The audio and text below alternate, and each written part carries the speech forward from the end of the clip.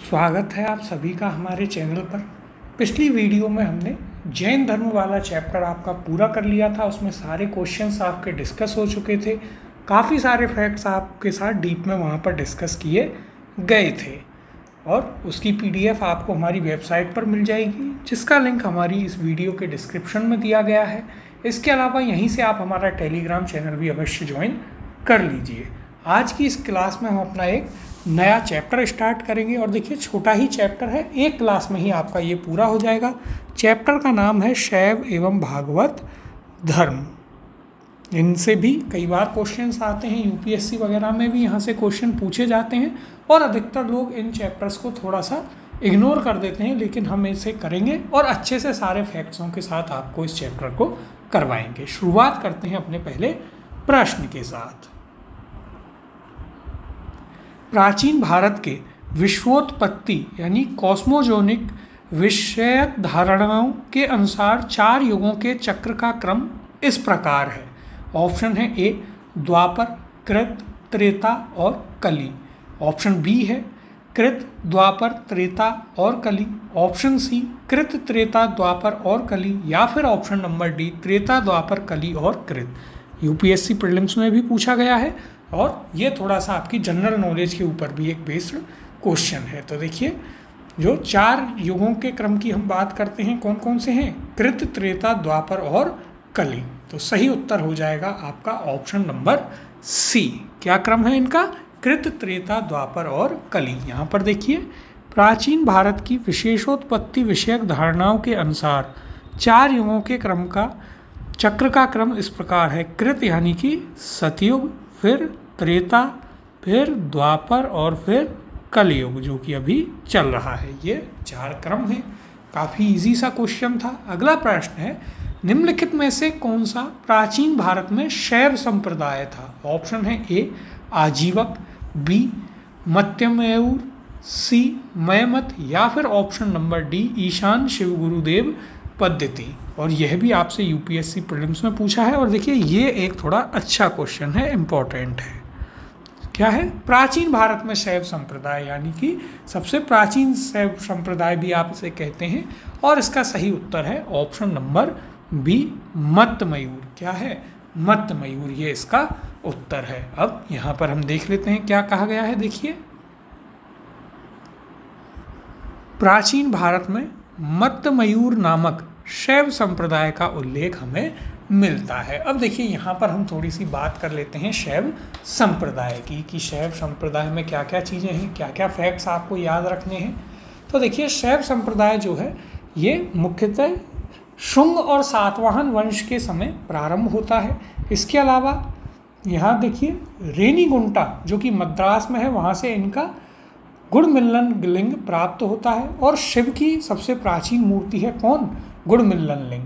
अब शैव धर्म जो है इसमें भी कई सारे संप्रदाय हैं, जैसे एक पाशुपत संप्रदाय है। यदि जैन धर्म वाली आपने क्लास ली है तो वहाँ पर पाशुपत से लकुलिश हमने मैच किया था, सुमेलित किया था। ये शैव धर्म का सबसे प्राचीनतम संप्रदाय है और इसके संस्थापक थे कौन? लकुलिश। और इनका ग्रंथ है पाशुपत सूत्र। इसके अनुयायियों को क्या कहा जाता है? पंचार्थिक कहा जाता है। फिर इसमें दूसरा शैव धर्म में संप्रदाय आता है कापालिक संप्रदाय, जो भैरव को पूजते हैं, अतिवादी होते हैं, जिन्हें अघोरी जो होते हैं वे कापालिक संप्रदाय के होते हैं। फिर कालामुख संप्रदाय होता है। एक इनमें कश्मीरी शैव होते हैं जो कि वसुगुप्त के द्वारा इसकी स्थापना की गई और ये दार्शनिक एवं ज्ञान मार्गी होते हैं। एक इसमें होता है लिंगायत संप्रदाय। कर्नाटक में जब जब चुनाव आते हैं तो यदि आप न्यूज़ अच्छे से फॉलो करते हैं तो वहाँ पर आपको सुनने को मिलता होगा कि लिंगायत संप्रदाय के इतनी प्रतिशत वोट हैं।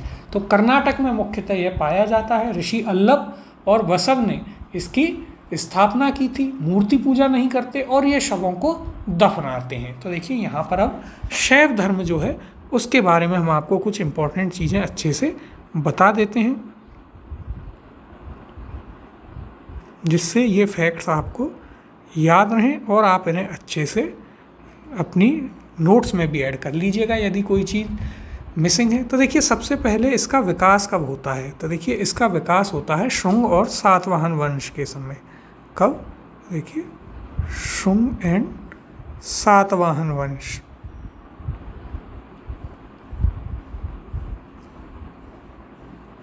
इस समय शैव धर्म का क्या होता है? विकास होता है। यहाँ से आप याद रखेंगे कि इस समय इनका विकास हुआ। फिर देखिए दूसरी चीज़, इनकी प्राचीनतम मूर्ति आपको याद रखनी है। क्या याद रखना है? शैव धर्म की प्राचीनतम मूर्ति कौन सी है? ये भी कई बार सीधे आपसे पूछ लिया जाएगा या फिर स्टेटमेंट में आपको मिलेगा। तो देखिए फैक्ट्स ही हैं जिनका स्टेटमेंट बना के आपसे पूछ लिया जाता है। कहाँ मिलती है? तो कौन सी है प्राचीनतम मूर्ति? तो देखिए प्राचीनतम मूर्ति है इनकी गुड़ीमल्लन। क्या है? गुड़ीमल्लन लिंग। इनकी प्राचीनतम मूर्ति है गुड़ीमल्लन लिंग। कहाँ से मिलती है? तो देखिए यह मिलती है आपको रेनीगुंटा मद्रास से। कहाँ है ये? ये है रेनीगुंटा में। और रेनीगुंटा कहाँ है? ये है मद्रास में।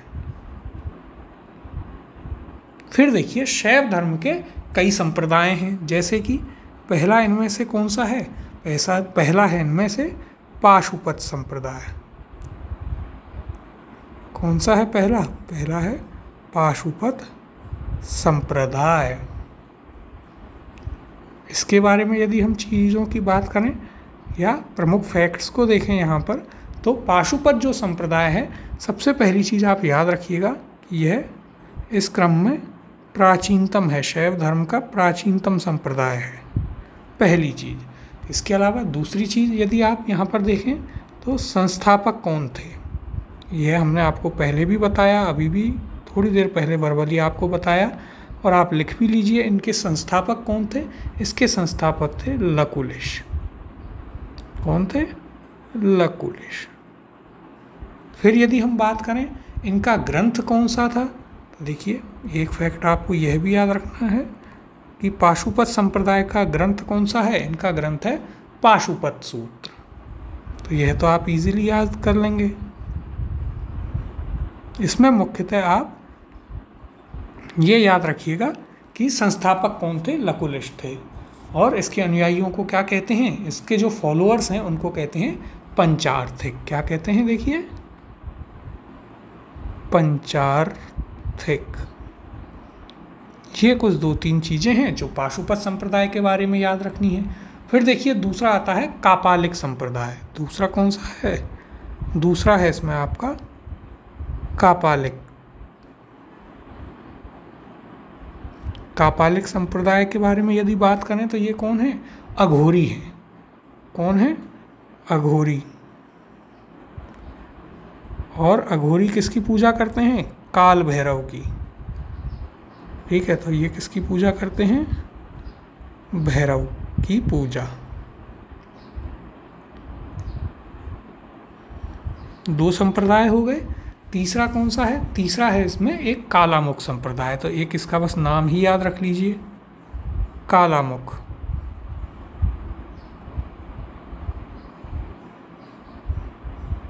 फिर एक इसमें है कौन सा? कश्मीरी शैव।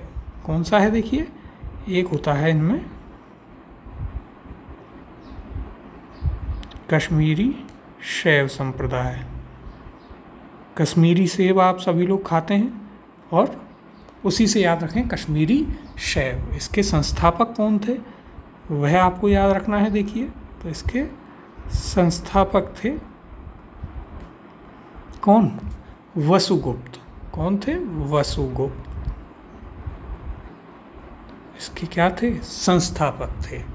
ये दार्शनिक और ज्ञानी होते हैं। तो देखिए यहाँ पर आप लिख लीजिए कैसे होते हैं? दार्शनिक और ज्ञानी। फिर पांचवा इसमें एक और संप्रदाय आता है, कौन सा? लिंगायत। कई बार यहाँ से आपसे क्वेश्चन पूछ लेता है लिंगायत संप्रदाय से। कौन सा है? जो हमने आपको बताया कर्नाटक चुनाव में आता है। तो लिंगायत संप्रदाय कहाँ मिलेगा? यह मिलता है आपको कहाँ? कर्नाटक में। और इसके संस्थापक कौन थे यदि उनकी बात करेंगे तो देखिए इसके संस्थापक कौन थे? अल्लभ ऋषि। वल्लभ नहीं, अल्लभ। कौन थे? तो देखिए इसके संस्थापक थे ऋषि अल्लभ।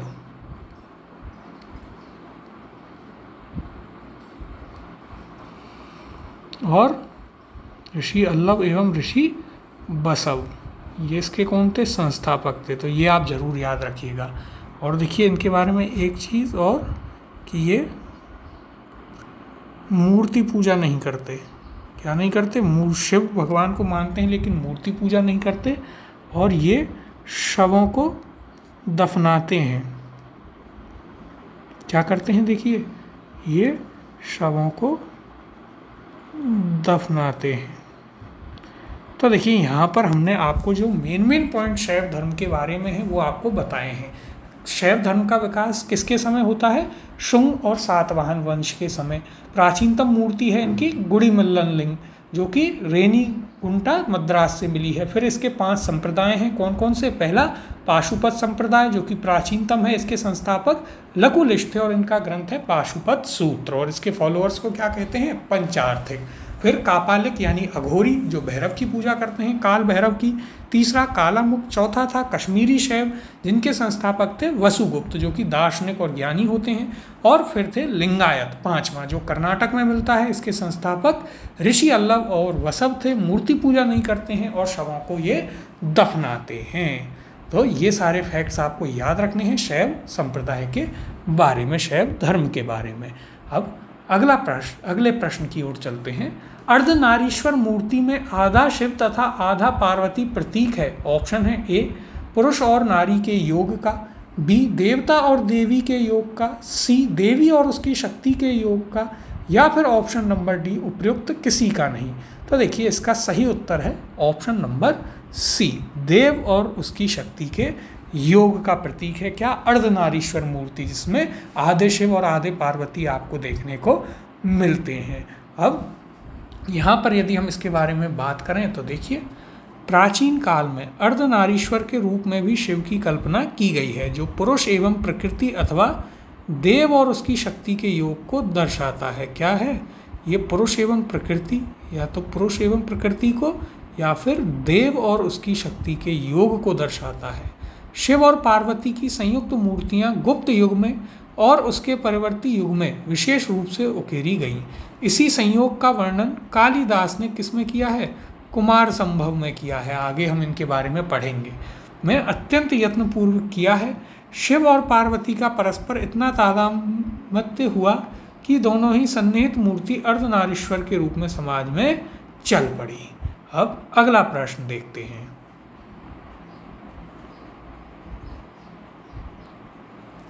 नैनार कौन थे? ऑप्शन है आपके पास ए शैव, बी शाक्त, सी वैष्णव, या ऑप्शन नंबर डी सूर्योपासक। तो देखिए इसका सही उत्तर है ऑप्शन नंबर ए। नैनार कौन थे? शैव थे। अभी ऊपर हमने आपको सारे फैक्ट्स बताए, उनमें आप एक चीज़ यह भी जोड़ लीजिए कि जो शिव भक्त हैं उन्हीं को नैनार कहा जाता है। शैव संप्रदाय को ही नैनार कहा जाता है। आप ऐसे भी याद रखिए, जिसके 3 नयन हैं, जिसमें एक नयन ज़्यादा, तो वही नैनार कहा जाता है। ये जो है आपको मुख्य रूप से दक्षिण भारत में देखने को मिलता है। जो तमिल क्षेत्र है उसमें आपको नैनार देखने को मिलते हैं। और जो विष्णु की उपासना करते थे वो क्या कहलाए? विष्णु, देखिए यहाँ पर 2 चीज़ें आपको याद रखनी है। जो शिव की उपासना करे दक्षिण भारत में वो कहलाएगा क्या? नैनार। और यदि वहाँ जाकर आपने विष्णु की पूजा कर दी, विष्णु भगवान की यदि आपने पूजा कर दी, तो आप क्या कहलाएंगे? तो आप वहाँ पर हो जाएंगे अलवार। ये नाम आपने कई बार सुने भी होंगे साउथ इंडिया का जब जब जिक्र होता है। ये 2 चीज़ें आपको याद रखनी है, इसमें इम्पॉर्टेंट हैं। अब देखिए यहाँ पर हम चर्चा कर लेते हैं इसके ऊपर। तो देखिएगा पूर्व मध्यकाल में भक्ति भावना का प्रचार प्रसार मुख्यतः दक्षिण भारत में, विशेषकर तमिल भाषी क्षेत्र में हुआ। तमिल भाषी क्षेत्र में भक्ति भावना को लोकप्रिय बनाने में 2 संप्रदायों की प्रमुख भूमिका रही। भगवान विष्णु की उपासना करने वाले विष्णु भक्त अलवार कहलाए, और शिव की उपासना करने वाले शिव भक्त क्या कहलाए? नैनार कहलाए। इन्होंने ईश्वर के प्रति व्यक्तिगत प्रेम और समर्पण से मोक्ष प्राप्ति का मार्ग बताया और जाति प्रथा एवं इसकी कठोरता का विरोध किया। आप देखिए, यदि आप रियलिटी में जो चीज़ देखेंगे तो आपको पता चलेगा रियलिटी में कि जितना आप नॉर्थ इंडिया में आप हिंदू हिंदू चिल्लाते हैं, उससे ज़्यादा साउथ इंडिया जो है अपने धर्म को लेकर के बहुत सजग है। वे लोग धर्म में, धार्मिक चीज़ों में नॉर्थ इंडिया से कहीं ज़्यादा आगे हैं। लेकिन बात वही है कि यहाँ दिखावा अधिक है। वे लोग जो कुरीतियाँ हैं, जो गलत चीज़ें हैं, उनको ना मानकर अपने धर्म को काफ़ी अच्छे से फॉलो करते हैं और उसका बचाव भी करते हैं। अब अगला प्रश्न है, नैनार कौन थे? ऑप्शन है ए वैष्णव धर्मानुयायी, बी शैव धर्मानुयायी, सी शाक्त, या ऑप्शन डी सूर्योपासक। तो देखिए नैनार, नैन किसके हैं? एक और शिव जी के। तो सही उत्तर हो जाएगा ऑप्शन नंबर बी शैव धर्मानुयायी। और वैष्णव के जो धर्मानुयायी थे वे यानी विष्णु के, उनको क्या कहा गया? उनको कहा गया अलवार। क्या कहा गया है इन्हें? इन्हें कहा गया है अलवार। ये अब आपको कुछ चीज़ें यहाँ पर अच्छे से समझ में आई होंगी, जो जो फैक्ट्स हमने आपको यहाँ पर बताए हैं अभी तक उनमें से। अब अगले प्रश्न की ओर चलते हैं और आगे देखते हैं क्या पूछा गया है। निम्नलिखित में से कौन अलवार संत नहीं था? ऑप्शन है ए पोएगई, बी तिरुज्ञान, सी पूडम, या ऑप्शन नंबर डी तिरुमंगई। सही उत्तर है यहाँ पर ऑप्शन नंबर बी। तिरुज्ञान जो थे वे नैनार संत थे। तो ऑप्शन नंबर बी यहाँ पर आपका उत्तर हो जाएगा। ये कैसे संत थे? नैनार। तो देखिए इस टाइप के जो फैक्ट्स हैं उनको आप ज़रूर ऐड कर लीजिएगा। जब भी उसे परेशान करना होगा एग्जामिनर को, स्टूडेंट को, तो वो इस टाइप का क्वेश्चन उठा करके डाल देगा। आप देखिए यहाँ पर पोईगई, पूड़म एवं तिरुमंगई, ये क्या है? आलवार संत, जबकि तिरुज्ञान नैनार संत थे। अगला प्रश्न है, भागवत संप्रदाय के विकास में किसका देन अत्यधिक था? ऑप्शन है ए पार्थियन का, बी हिंदू यूनानी लोगों का, सी कुषाणों का, या ऑप्शन नंबर डी गुप्तों का। सही उत्तर है इसका ऑप्शन नंबर डी गुप्तों का। भागवत संप्रदाय, या इसे ही आप वैष्णव धर्म भी कहते हैं। भागवत संप्रदाय या वैष्णव धर्म, दोनों में कंफ्यूज नहीं होना है, एक ही बात है। भागवत संप्रदाय या वैष्णव, इनके विकास में अत्यधिक योगदान किसका था? गुप्तों का था। अब देखिए भागवत धर्म की यदि हम बात करें तो ऐसा कहा जाता है कि इसकी स्थापना किसने करी? भगवान कृष्ण ने करी। और इसी को आप वैष्णव धर्म भी कहते हैं। छांगोदय जो उपनिषद है उसमें कृष्ण का पहला उपदेश मिलता है। और वहाँ हमने आपको बताया भी था जब ऋग्वेद में हम बात कर रहे थे कि कृष्ण को वृष्णि वंश का बताया है, देवकी का पुत्र बताया है, अंगिरस का शिष्य बताया है।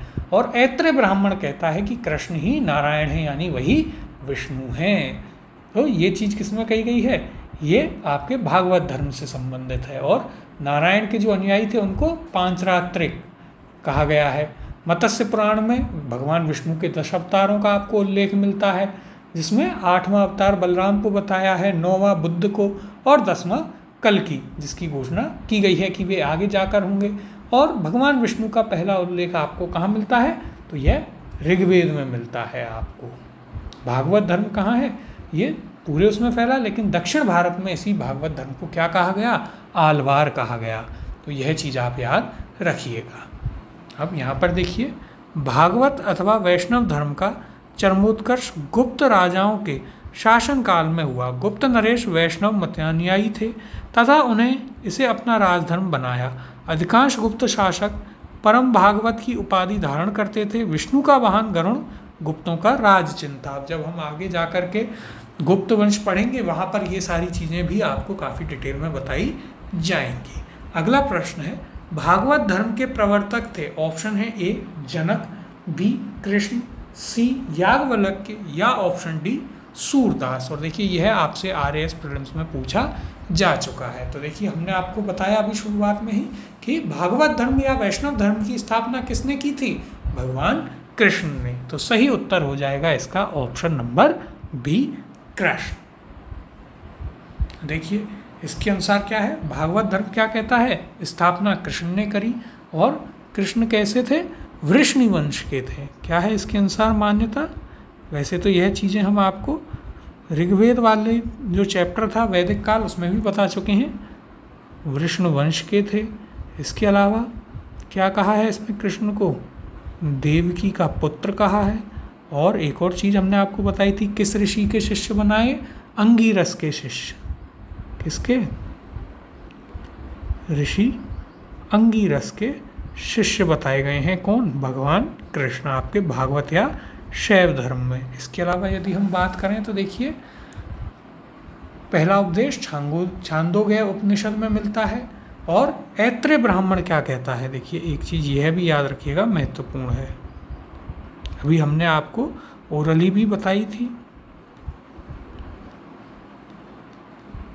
ऐत्रेय ब्राह्मण कहता है कि कृष्ण ही नारायण हैं। ये कहाँ से पता चलता है? ये पता चलता है आपको ऐत्रेय ब्राह्मण से। तो इस चीज़ को भी आप जरूर याद रखिएगा।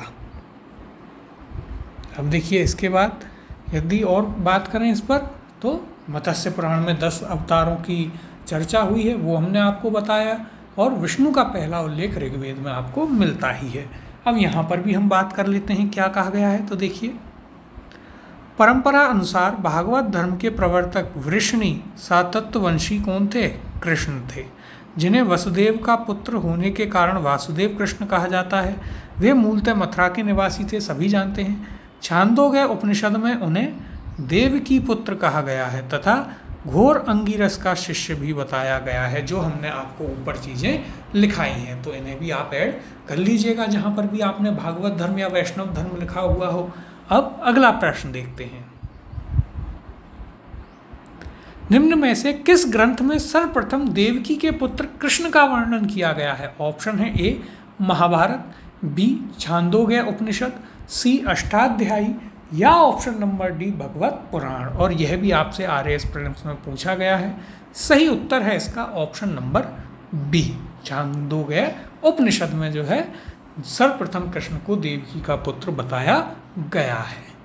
अगला प्रश्न है, वासुदेव कृष्ण की पूजा सर्वप्रथम किसने प्रारंभ की? ऑप्शन है ए भागवतों ने, बी वैदिक आर्यों ने, सी तमिलों ने, या ऑप्शन नंबर डी आभीरों ने। तो देखिए, ये तो बिल्कुल इजी क्वेश्चन है, सीधा उत्तर हो जाएगा ऑप्शन नंबर ए, भागवत या वैष्णवों ने सबसे पहले वासुदेव कृष्ण की पूजा प्रारंभ की। और वही उन्हें क्या मानते थे?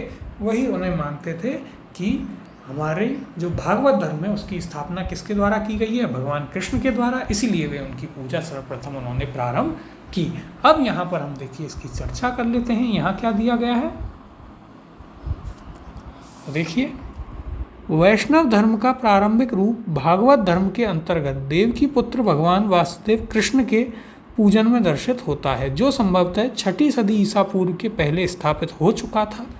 वासुदेव, जो कृष्ण का प्रारंभिक नाम था, पाणिनि के युग में प्रचलित था। उस युग में वासुदेव की उपासना करने वाले वासुदेवक या भागवत कहे जाते थे। तो देखिए, ये सभी वही फैक्ट्स हैं, वही चीज़ें हैं जो हम आपको बता रहे हैं। अब अगले प्रश्न की ओर चलते हैं। निम्नलिखित में से किस देवता को कला में हल लिए प्रदर्शित किया गया है? ऑप्शन है आपके पास ए कृष्ण, बी बलराम, सी कार्तिकेय, या ऑप्शन डी मैत्रेय। तो देखिए, बहुत इजी है, सभी जानते हैं हल लेकर किसे दिखाया गया है। महाभारत सीरियल भी यदि आपने देखा है तो हल लेकर कौन घूमते थे? बलराम। सही उत्तर हो जाएगा ऑप्शन नंबर बी, बलराम। और ये क्या है? इनको भगवान विष्णु का 8वां अवतार माना जाता है। भगवान विष्णु के 8वें अवतार कौन माने गए हैं? बलराम। 9वें कौन है? तो देखिए, यहाँ पर हम आपको लिखा ही देते हैं। 9वें भगवान बुद्ध को, बौद्ध धर्म में हमने बात की थी कि आगे जाके उन्हें विष्णु का ही अवतार मान लिया गया, और 10वें कल्कि अवतार होंगे। अब देखिए, यहाँ पर भारतीय सांस्कृतिक परंपरा के अनुरूप कला में हल लिए कृष्ण के भाई बलराम को प्रदर्शित किया गया है। उन्हें हलधर के नाम से भी जाना जाता है। अगला प्रश्न देखते हैं। भागवत संप्रदाय में भक्ति के रूपों की संख्या है। ऑप्शन है ए 7, ऑप्शन बी दिया गया है 8, ऑप्शन सी 9, या ऑप्शन नंबर डी 10। सही उत्तर है इसका ऑप्शन नंबर सी 9। तो देखिए, एक इम्पॉर्टेंट फैक्ट है, याद रखिएगा।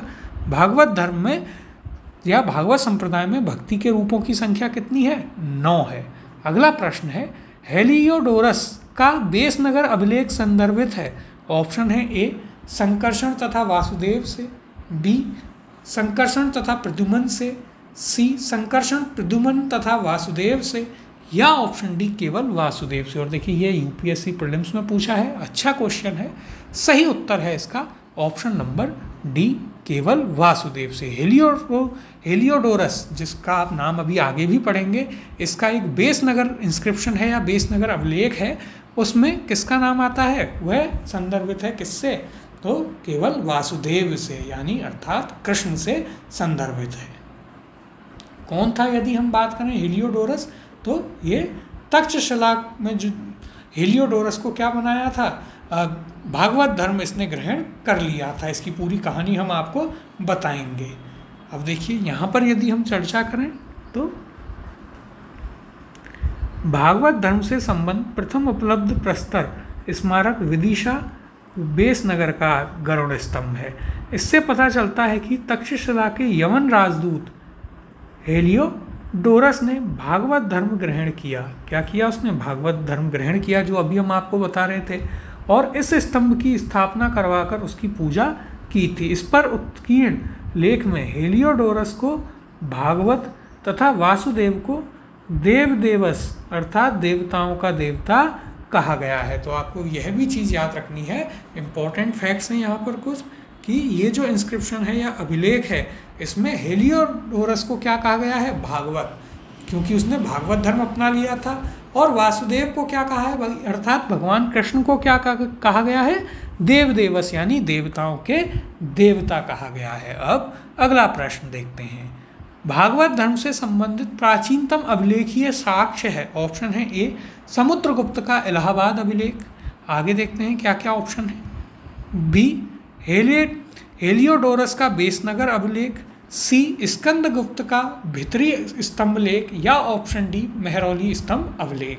सही उत्तर है इसका ऑप्शन नंबर बी, हेलियोडोरस का बेसनगर अभिलेख जो है वो भागवत धर्म से संबंधित सबसे प्राचीन साक्ष्य, अभिलेखीय साक्ष्य आपको देखने को मिलता है। इसके अलावा जितने भी समुद्रगुप्त का इलाहाबाद अभिलेख हो, स्कंदगुप्त का भितरी अभिलेख हो, मेहरौली स्तंभ अभिलेख हो, इन सभी की चर्चा हम आगे जब गुप्त, मौर्य और शुंग, सातवाहन, इन सभी की चर्चा करेंगे तो इनसे रिलेटेड ऐसे सारे फैक्ट्स आपको बताते हुए जाएंगे। इन सभी चीज़ों को हम वहाँ पर डिटेल में देखेंगे। अब अगले प्रश्न की ओर चलते हैं।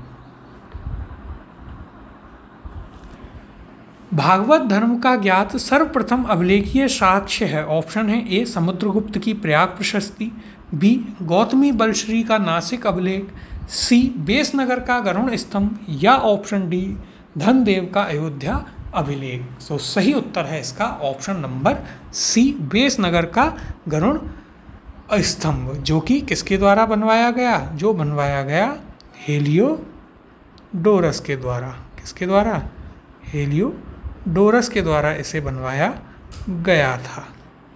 और क्या नाम है इसका, गरुड़ स्तंभ। इसकी उसने पूजा की। इसके बाद हेलियोडोरस को क्या कहा जाने लगा, वासुदेव कहा गया है। और इसी स्तंभ में वासुदेव यानी हेलियोडोरस को भागवत और वासुदेव को क्या कहा गया, देव देवेश यानी देवताओं का देवता कहा गया। अगला प्रश्न है, बेसनगर अभिलेख का हेलियोडोरस कहाँ का निवासी था। ऑप्शन है ए पुष्कलावती, बी तक्षशिला, सी साकल, या ऑप्शन डी मथुरा।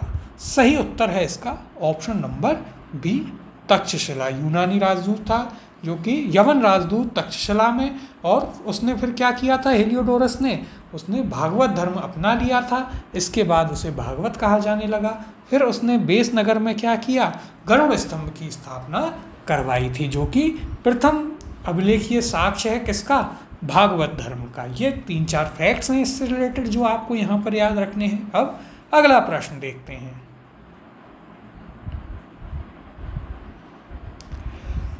विष्णु के किस अवतार को सागर से पृथ्वी का उद्धार करते हुए अंकित किया गया है। जो आपने कई बार यदि फोटो देखा होगा ए, तो ऑप्शन है ए कच्छप, बी मत्स्य, सी वराह, या ऑप्शन डी नृसिंह। सही उत्तर है इसका ऑप्शन नंबर सी, वराह अवतार। जो आपने देखा होगा कि यहाँ पर सूंड है, नाक से 2 सींग निकल रहे हैं और उसके बीच में पृथ्वी है, और वहाँ से भगवान विष्णु प्रकट हो रहे हैं समुद्र से। आप इसे सर्च भी करके देख लीजिएगा, वराह अवतार, तो यह आपको समझ में आ जाएगा। अब यहाँ पर इसकी जो कहानी है थोड़ा सा उसे भी जान लेते हैं, वराह अवतार की क्या कहानी है। तो देखिएगा, भगवान विष्णु ने दैत्यराज हिरण्याक्ष का वध करने के लिए वराह रूप धारण किया था तथा उसके चंगुल से धरती को छुड़ाया था। पौराणिक चित्रों में वराह भगवान धरती को अपने दांतों के ऊपर संतुलित कर सागर से निकालते हुए दर्शाए गए हैं, जो अभी हम आपको बता भी रहे थे। इस अवतार में मानव शरीर पर वराह का सिर और 4 हाथ हैं, जो कि भगवान विष्णु की तरह शंख, चक्र, गदा और पद्म लिए हुए दैत्य हिरण्याक्ष से युद्ध कर रहे हैं। अवतार क्रम में यह विष्णु का कौन सा है? तीसरा अवतार माना जाता है। कौन सा अवतार? वराह अवतार। अब अगले प्रश्न की ओर चलते हैं। भारत में आस्तिक और नास्तिक संप्रदायों में कौन सा विभेदक लक्षण है? ऑप्शन है ए ईश्वरीय सत्ता में आस्था, बी पुनर्जन्म के सिद्धांत में आस्था, सी वेदों की प्रामाणिकता में आस्था, या ऑप्शन डी स्वर्ग तथा नरक की सत्ता में विश्वास। और देखिए, यह आपके लिए एक इम्पोर्टेंट क्वेश्चन है, एक ऐसा क्वेश्चन जिसे आप देखते ही पहला ऑप्शन टिक करेंगे और इसे गलत कर लेंगे। क्योंकि देखिए, जब आप यहाँ पर आर्ट एंड कल्चर वाला जो पार्ट है इंडियन हिस्ट्री का, जब उसमें आप पढ़ेंगे कि आस्तिक और नास्तिक में क्या अंतर है, तो वो अंतर होता है कि एक वेदों को मानते हैं और दूसरे वेदों को नहीं मानते हैं। हम क्या समझते हैं, जो भगवान को माने वो आस्तिक, जो ना माने वो नास्तिक, जबकि ऐसा नहीं है। सही परिभाषा क्या है? जो वेदों की प्रामाणिकता को मानता है वो आस्तिक है, जो वेदों की प्रामाणिकता को नहीं मानता वह नास्तिक है। तो इस प्रकार से यहाँ पर सही उत्तर हो जाएगा ऑप्शन नंबर सी। देखिए कितना इंपॉर्टेंट क्वेश्चन था, आप देखेंगे और खुश हो जाएंगे, बड़ा इजी है, पहला ही ऑप्शन टिक कर देंगे। उसने पहला ऑप्शन दिया ही इसलिए है जिससे आपका यह गलत हो जाए। अब देखिए यहाँ पर हम बात करते हैं, तो रामपूर्ति पाठक जो कि भारतीय दर्शन की समीक्षात्मक रूपरेखा करते हैं, उनके अनुसार आस्तिक और नास्तिक संप्रदाय के वर्गीकरण का आधार कभी वेद प्रामाण्य में विश्वास रहा है तो कभी ईश्वर की सत्ता में विश्वास रहा है। परलोक की मान्यता भी इस वर्गीकरण का आधार रही है, किंतु वेद प्रमाण में विश्वास ही इस वर्गीकरण का सर्वमत आधार बना है। तो देखिए, अर्थात आस्तिक संप्रदाय वे हैं जो वेदों की प्रामाणिकता को मानते हैं, जो चीज़ हमने आपको बताई, और नास्तिक कौन है? जो वेदों की प्रामाणिकता को नहीं मानते। बाकी लोग अपने अपने हिसाब से डेफिनेशन देते रहते हैं। यदि आपको भी मेंस में लिखने को आ जाए तो आप भी यहाँ पर ये चीज़ जरूर लिखिएगा कि कई लोगों का विश्वास क्या होता है, ईश्वर को मानना ना मानना, कई का वेद में मानना ना मानना, लेकिन जो सबसे ज़्यादा माना गया इसका आधार है वो कौन सा है? वो वेद प्रामाण्य में विश्वास है। यानी जो लोग वेदों को मानते हैं, उनकी प्रामाणिकता में मानते हैं, वे आस्तिक हैं, और जो वेदों की प्रामाणिकता में नहीं मानते हैं वे नास्तिक कहे जाते हैं। अब अगला प्रश्न देखते हैं। निम्नलिखित में से कौन मोक्ष के साधन के रूप में ज्ञान, कर्म तथा भक्ति को समान महत्व देता है? ऑप्शन है ए अद्वैत वेदांत, बी विस्तृत वेदांत, सी भगवत गीता, या ऑप्शन डी मीमांसा। तो देखिए इसका सही उत्तर है option number C Bhagavad Gita. देखिए इस टाइप के क्वेश्चन आपसे इस समय पर नहीं पूछे जाते हैं। अगला प्रश्न देखते हैं सीधे। अधोलिखित में से कौन एक गीता की मुख्य शिक्षा है? ऑप्शन है ए कर्मयोग, बी ज्ञान योग, सी भक्ति योग, डी निष्काम योग कर्म योग, या ऑप्शन ई अस्पर्श योग। तो देखिए यहाँ पर सही उत्तर है ऑप्शन नंबर डी निष्काम कर्म योग। भगवत गीता की एक मुख्य शिक्षा क्या है? निष्काम कर्म योग। इसका अर्थ क्या होता है? तो इसका अर्थ होता है कि हमें जो है कर्म करना चाहिए और फल की चिंता नहीं करनी चाहिए, उसी को निष्काम कर्म योग कहते हैं। क्या है? कर्म करो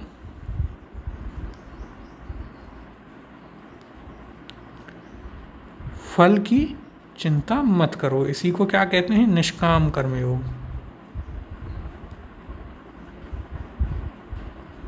अब यहाँ पर और इसे समझ लेते हैं। देखिए यहाँ का क्या कहा गया है, देखिए गीता का कर्मयोग निष्काम कर्मयोग है। निष्काम कर्मयोग का अर्थ क्या होता है कि हम कर्म को सदैव साध्य के रूप में देखें, उसे कभी भी साधन के रूप में ना ग्रहण करें। आसान भाषा में समझिए आगे, हम कर्म तो करें किंतु कर्म फल में आसक्त ना रखें, यानी फल की चिंता ना करें। देखिए गीता के निष्काम कर्म योग में ज्ञान, भक्ति एवं कर्म का समन्वय होता है। गीता की मुख्य शिक्षा निष्काम कर्मयोग का आदेश है।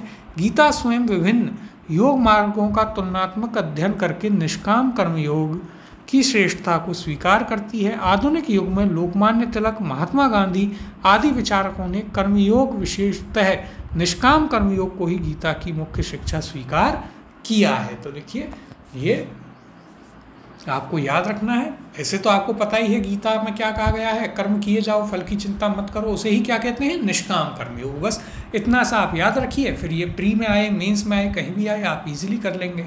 अगला प्रश्न है, भारतीय संस्कृति में निम्न में से किसे अनंग कहा गया है? ऑप्शन है ए शिव को, बी कृष्ण को, सी काम को, या ऑप्शन डी लक्ष्मण को। सही उत्तर है इसका ऑप्शन नंबर सी काम को। भारतीय संस्कृति में अनंग किसे कहा गया है? काम या कामदेव को कहा गया है। अब देखिए भारतीय संस्कृति में अनंग कामदेव को कहा जाता है। कामदेव को हिंदू शास्त्रों में प्रेम और काम का देवता माना गया है, जिनकी पत्नी रति हैं। इनके अन्य नाम मार, कंदर्प, मनमथ आदि हैं। तो देखिए इस टाइप के क्वेश्चंस आपसे बहुत ही रेयरली पूछे जाते हैं। ऐसा क्वेश्चन कभी स्पेशली आरपीएससी वगैरह में आपको देखने को नहीं मिलेगा, ना ही यूपीएससी में, ना ही आरपीएससी में। अब अगले प्रश्न की ओर चलते हैं। निम्नांकित में से कौन प्रस्थानत्रय में सम्मिलित नहीं है? ऑप्शन है ए भागवत, बी भगवत गीता, सी ब्रह्मसूत्र, या ऑप्शन डी उपनिषद। सही उत्तर है इसका ऑप्शन नंबर ए भागवत। प्रस्थानत्रय में कौन सम्मिलित नहीं है? तो वह है भागवत। अब देखिए यहाँ पर समझते हैं कि ये सभी क्या हैं। तो उपनिषद, ब्रह्मसूत्र और भगवत गीता को वेदांत की क्या कहते हैं? प्रस्थानत्रय कहा जाता है, क्योंकि ये वेदांत के सर्व प्रमुख ग्रंथ हैं। इनमें भी उपनिषद मूल प्रस्थान है और शेष दो उन पर आधारित माने जाते हैं। वेदांत के आचार्यों में जिन्हें ब्रह्मसूत्र पर भाष्य लिखकर अपने अपने वेदांत संप्रदायों की प्रतिष्ठा की है, उनमें शंकराचार्य सबसे प्राचीन है। तो देखिए ये सभी ऐसी चीज़ें हैं जिन्हें आप सुनते रहते हैं कहीं ना कहीं, लेकिन बहुत ज़्यादा समझ में नहीं आती हैं, तो उसकी भी आपको टेंशन नहीं लेनी है। जब आपकी सब्जेक्टिव क्लास होंगी आपको इनमें से काम की चीज़ें बताई जाएंगी, क्योंकि देखिए कई अदर स्टेट पीसीएस ऐसे हैं जहाँ पर कुछ भी पूछ लेते हैं, कुछ भी उठा कर दे देते हैं। आजकल आरपीएससी भी ऐसा कर रही है, इसीलिए आपको ये प्रश्न हम बता जरूर रहे हैं, लेकिन मुख्यतः शैव, भागवत, इन दो पर आपको मुख्य फोकस रखना था। उनके बारे में जितने फैक्ट्स थे वो हमने आपको सारे बता दिए। अब जितनी भी इधर उधर की चीज़ें हैं जो अलग जगह पूछी जा रही हैं और आपसे भी पूछी जा सकती हैं, वे सभी आपके लिए यहाँ पर हम लेकर आए हैं। अगला प्रश्न है, वह प्राचीन स्थल जहाँ 60,000 मुनियों की सभा में संपूर्ण महाभारत कथा का वाचन किया गया था, वह है? ऑप्शन है ए अहिच्छत्र, बी हस्तिनापुर, सी काम्पिल्य, या ऑप्शन डी नैमिषारण्य। तो देखिए यह भी एक इम्पॉर्टेंट क्वेश्चन है। अधिकतर लोग इसे देखेंगे, हस्तिनापुर टिक करेंगे और सीधा गलत। सही उत्तर है इसका ऑप्शन नंबर डी नैमिषारण्य। क्या है सही उत्तर? Option number D Naimisharanya. कहाँ है? तो ये है आपके उत्तर प्रदेश में। कहाँ है? उत्तर प्रदेश में। अब देखिए यहाँ पर इसकी चर्चा कर लेते हैं, बताते हैं क्या कहानी है इसकी। देखिएगा, उत्तर प्रदेश के सीतापुर जनपद के नैमिषारण्य में 60,000 मुनियों का निवास माना जाता है। यहीं पर सूत गोस्वामी ने शौनक एवं अन्य मुनियों के समक्ष संपूर्ण महाभारत कथा का वाचन तब किया था जब वे यज्ञ संपन्न कर रहे थे। इसके पूर्व महाभारत कथा का वाचन वैशंपायन ने राजा जन्मेजय के लिए किया था। तो देखिए बहुत ही ज़्यादा डीप की चीज़ें हैं। जब आप यूपीएससी लेवल पर पढ़ाई करते हैं तब इस टाइप की चीज़ें वहाँ पर आपको देखने को मिलती हैं। अब अगले प्रश्न की ओर चलते हैं। रामायण के किस कांड में राम और हनुमान की पहली भेंट का वर्णन है? ऑप्शन है ए किष्किंधा कांड, बी सुंदर कांड, सी बाल कांड, या ऑप्शन नंबर डी उपयुक्त में से कोई नहीं। तो देखिए सीधा सा उत्तर हो जाएगा ऑप्शन नंबर ए किष्किंधा कांड। देखिए रामायण के रचयिता कौन थे, सभी जानते हैं, वाल्मीकि थे। संस्कृत भाषा में रचित इस आदि काव्य में कुल 7 कांड हैं या अध्याय हैं। इसका चौथा कांड कौन सा है, किष्किंधा कांड, जब भगवान राम और लक्ष्मण किष्किंधा पहुंचते हैं, जिसमें राम और हनुमान की भेंट तथा बाली वध एवं सुग्रीव के वानर शासक बनने का वर्णन है। देखिए ये चीज़ के लिए आपको, इस इन्फॉर्मेशन के लिए तो पढ़ाई की इतनी ज़रूरत भी नहीं है, सभी ने रामायण देखी हुई है, तो वहीं से आप इसे कर भी सकते थे। अगला प्रश्न देखते हैं, कलिका पुराण किस धर्म से संबंधित है? ऑप्शन है ए वैष्णव से, बी शाक्त से, सी बौद्ध से, या ऑप्शन नंबर डी जैन धर्म से। तो देखिए यह एक अच्छा क्वेश्चन है और सही उत्तर है इसका ऑप्शन नंबर बी शाक्त धर्म से। इंपॉर्टेंट क्वेश्चन है। अब यहाँ पर हम बात करेंगे किसकी, शाक्त धर्म की। तो देखिए शाक्त धर्म क्या होता है, क्या मानते हैं, ये मानते हैं देवी की शक्ति को। किसमें मानते हैं, देवी शक्ति को मानते हैं।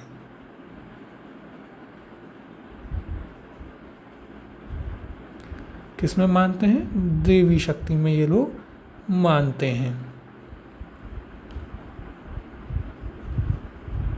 इसके अलावा यदि हम बात करें तो देखिए इनकी शक्ति का प्रमुख मंदिर इनका कौन सा है, तो वो है कामाख्या मंदिर असम में। कौन सा है, देखिए यह चीज़ भी याद रखिएगा, प्रमुख मंदिर कहाँ है इनका, कौन सा है, पहली चीज़ तो कामाख्या माता मंदिर कहाँ है, असम में। फिर इसके अलावा शारदा देवी का मंदिर कश्मीर, कुछ प्रमुख मंदिर हैं देखिए। दूसरा कौन सा है, जिन्हें आप वैष्णो देवी भी कहते हैं, शारदा देवी कहाँ है, ये है आपके कश्मीर में। फिर और इसी को आप वैष्णो देवी कहते हैं। तो देखिए शारदा देवी का मंदिर ही क्या है, वैष्णो देवी मंदिर। तो यदि ऑप्शन में शारदा देवी हो तो आप कंफ्यूज ना हो, शारदा देवी का मंदिर ही वैष्णो देवी का प्रसिद्ध मंदिर है। अब देखिए यहाँ पर हम बात करें तो कालिका पुराण शाक्त धर्म से संबंधित है। कालिका पुराण को काली पुराण या सती पुराण भी कहा जाता है। यह हिंदू धर्म की शाक्तवाद परंपरा में 18 पुराणों में से एक है। किसमें मानते हैं, ये मानते हैं किसमें, देवी की शक्ति में मानते हैं। तो ये चीज़ आप याद रखिएगा, इनके प्रमुख मंदिर हैं वो हमने आपको बता ही दिए हैं।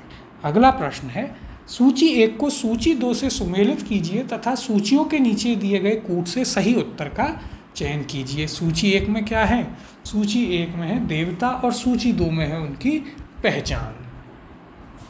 तो देखिए एक एक करके इन्हें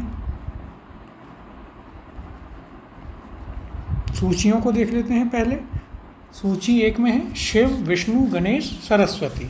सूची 2 में उनकी पहचान चक्र, त्रिशूल, वीणा, रस्सी या फंदा। यानी कि ये तो आपके लिए बहुत इजी सा क्वेश्चन हो गया। देखिए भगवान शिव के हाथ में क्या होता है, त्रिशूल।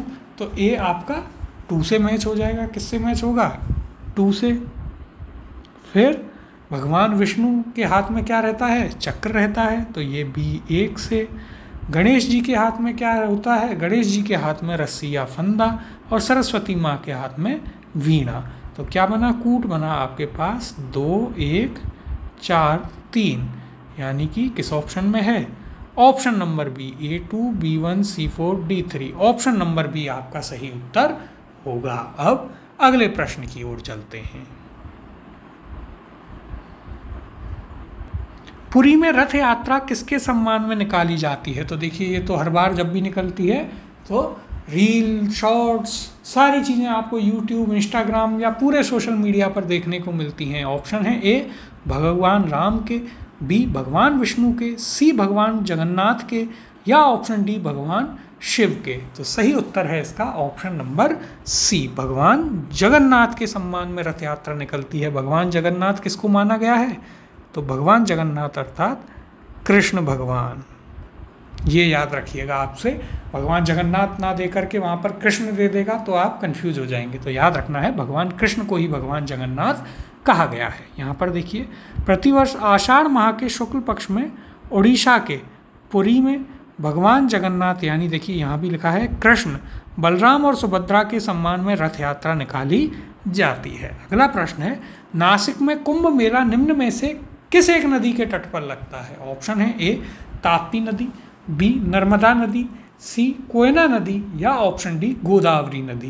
तो देखिए महाराष्ट्र के नासिक में कौन सी है? यदि इंडियन ज्योग्राफी पढ़ी होगी थोड़ा बेसिक से भी तो इसका सही उत्तर आप लगा लेंगे, ऑप्शन नंबर डी गोदावरी नदी। देखिए यहाँ पर यदि हम बात करें तो नासिक में प्रत्येक 12 वर्ष के अंतराल पर कुंभ मेला गोदावरी नदी के तट पर लगता है। कुंभ मेला नासिक के अतिरिक्त हरिद्वार में गंगा तट पर, प्रयाग में गंगा और यमुना के संगम स्थल पर, उज्जैन तथा उज्जैन में कहाँ शिप्रा नदी के तट पर लगता है। तो कई सारे कुंभ मेले होते हैं भारत में, उनमें से एक नासिक का कुंभ है, गोदावरी नदी के तट पर लगता है। अब अगला प्रश्न देखते हैं। सूची 1 को सूची 2 से सुमेलित कीजिए तथा सूचियों के नीचे दिए गए कूट की सहायता से सही उत्तर चुनिए। सूची 1 में धर्म है, सूची 2 में उनके पवित्र स्थान हैं। तो सूची 1 है जैन धर्म, हिंदू धर्म, इस्लाम धर्म और ईसाई धर्म। सूची 2 है मदीना, वेटिकन, पावापुरी और वाराणसी। तो आइए इन्हें सम्मिलित करते हैं। सबसे पहले क्या है? जैन धर्म। जैन धर्म का पवित्र स्थान पावापुरी, तो ए आपका 3 से मैच हो जाएगा।